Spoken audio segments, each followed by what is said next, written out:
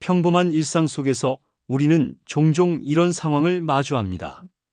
직장에서 만난 까다로운 상사, 동네에서 유명한 괴팍한 할아버지, 혹은 실력은 뛰어나지만 성격이 독특한 동료.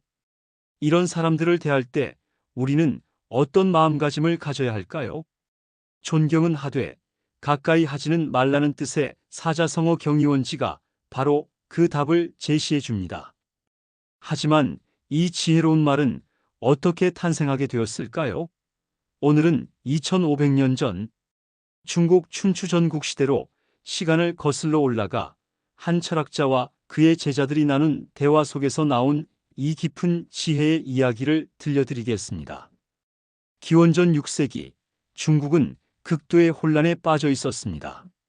주나라의 중앙 집권 체제가 무너지면서 크고 작은 제후국들이 패권을 놓고 치열하게 다투던 시대였습니다. 전쟁이 끊이지 않았고 백성들의 삶은 피폐해져 갔죠. 이런 어둠 속에서 하나의 희망이 나타났으니 바로 공자라는 이름의 한 교육자였습니다. 공자는 노나라에서 태어난 평범한 가문의 자제였습니다. 하지만 그는 평범하지 않은 꿈을 품고 있었죠. 바로 무너진 사회 질서를 다시 세우고 사람들이 서로 존중하며 살아갈 수 있는 세상을 만드는 것이었습니다. 그것을 위해 그는 교육에 전념했고 전국에서 몰려든 제자들과 함께 이상적인 사회를 만들기 위한 철학을 연구했습니다.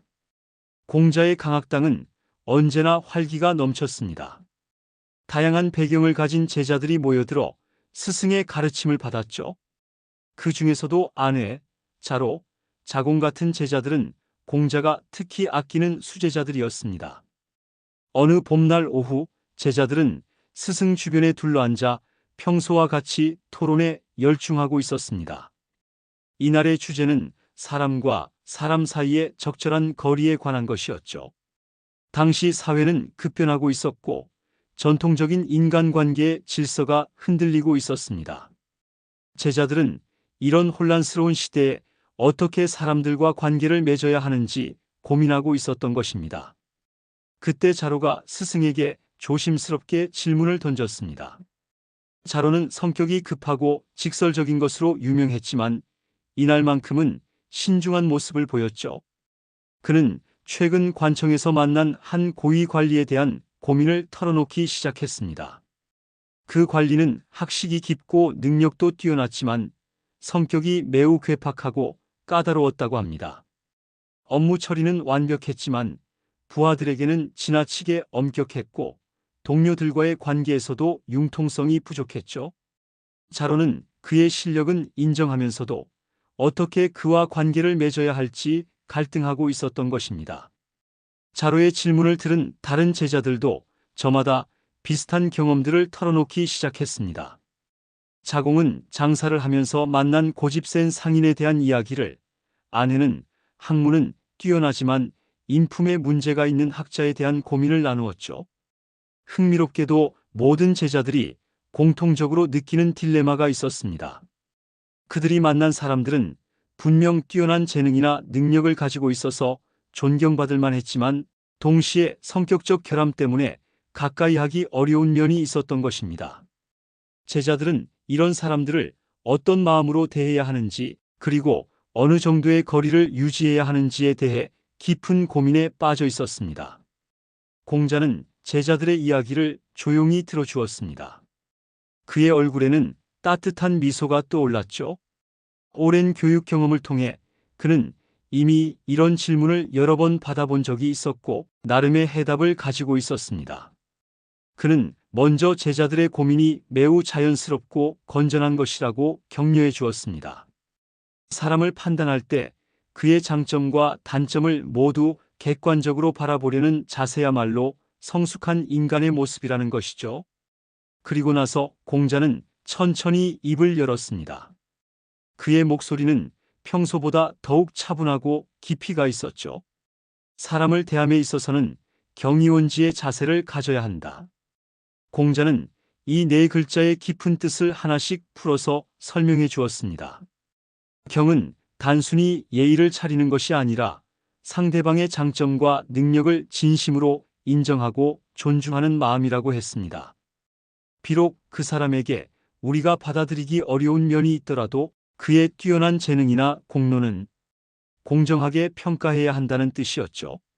이는 그러면서도라는 의미로 두 가지 상반된 태도를 동시에 가져야 한다는 것을 나타냅니다. 이는 인간관계에서 가장 어려운 부분이기도 했죠. 월은 물리적 거리만이 아니라 정신적, 감정적 거리를 의미했습니다. 상대방의 부정적인 영향으로부터 자신을 보호하면서도 배척하지는 않는 절묘한 균형점을 찾는 것이었습니다.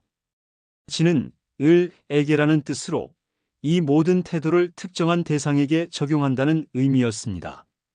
공자는 단순히 개념만 설명하고 끝내지 않았습니다. 그는 제자들에게 이 원리를 실제 삶에서 어떻게 적용할 수 있는지 구체적인 방법들을 제시해 주었죠. 먼저 상대방과 일할 때는 그의 전문성과 능력을 충분히 인정하고 활용하되 개인적인 친분을 쌓으려 하지는 말라고 조언했습니다. 업무적 관계에서는 상호 존중을 바탕으로 협력하지만 사적인 교류는 최소한으로 제한하는 것이 양쪽 모두에게 도움이 된다는 것이었습니다. 또한 그런 사람의 장점은 배우되 단점은 경계하라고 했습니다. 가까이 다가가면 그의 부정적인 면에 영향을 받을 수 있지만 적절한 거리를 유지하면 좋은 점만 선택적으로 받아들일 수 있다는 지혜였죠. 공자의 설명을 들은 제자들은 깊은 감동을 받았습니다. 그들이 그동안 고민해왔던 문제에 대한 명쾌한 해답을 찾은 것이었죠. 특히 자로는 자신이 만났던 그 까다로운 관리를 어떻게 대해야 할지 이제 분명히 알겠다고 말했습니다. 아내는 한 걸음 더 나아가 이 원리가 단순히 어려운 사람들에게만 적용되는 것이 아니라 모든 인간관계에서 응용할 수 있는 보편적 지혜라는 점을 지적했습니다. 사람마다 장단점이 있고 때로는 가까운 사람일수록 그 단점이 더 크게 느껴질 수 있으니까요.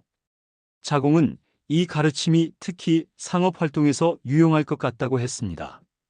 거래 상대방의 신용도나 성실성에 의문이 있더라도 그의 다른 장점들은 인정하면서 적절한 경계를 유지한 채 거래할 수 있다는 것이었죠.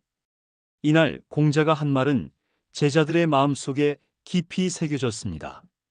훗날 이들이 각자의 길을 걸으며 사회 각계각층에서 활동할 때 이 가르침은 귀중한 지침이 되었죠.